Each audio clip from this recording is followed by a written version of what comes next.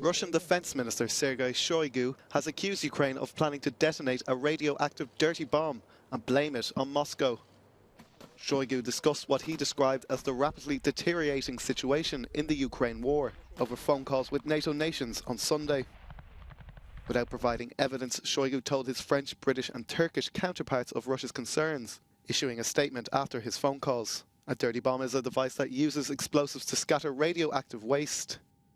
It does not have the devastating effect of a nuclear explosion, but it could expose large populations to radioactive contamination. Shoigu also held phone talks with US Secretary of Defense Lloyd Austin for the first time since May. In his nightly address, Ukraine's President Volodymyr Zelenskyy immediately hit back, accusing Moscow of blatant lies.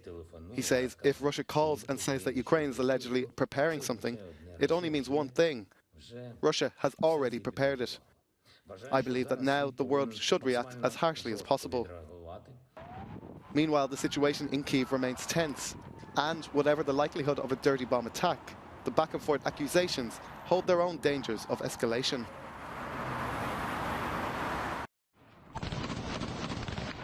Russian-installed authorities in Kherson have told the region's inhabitants to leave the area immediately, as Kyiv continues to advance its counteroffensive. Moscow took control of the region in the early stages of the war, and it has now moved its key military personnel across the Dnipro River, according to the Institute of War. Moscow-installed officials announced plans to evacuate around 60,000 civilians. They say that they have already moved around 25,000 people.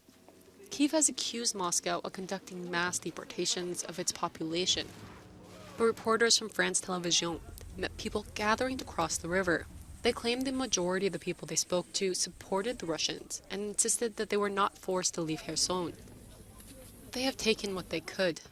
The car, the stuff from our lifetime, there's nothing left.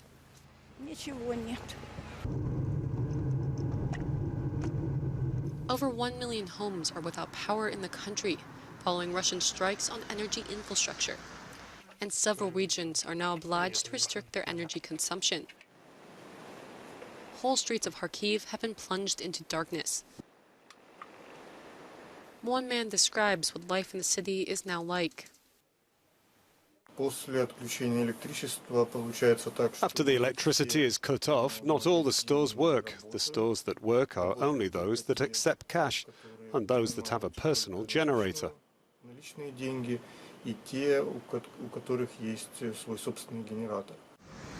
Many Ukrainians have voluntarily restricted their energy consumption by around 5 to 10%, according to the country's energy provider.